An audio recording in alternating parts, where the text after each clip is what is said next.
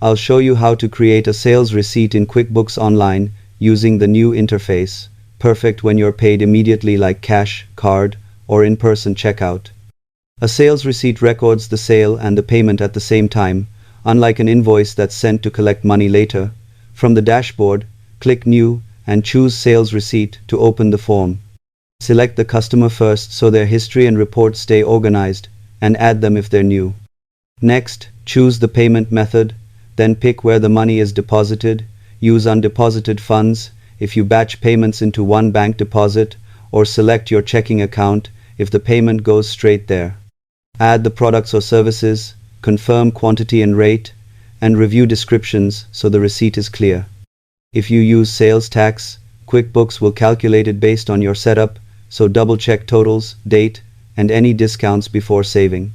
When it looks right, click Save and send to email it instantly or save to send later.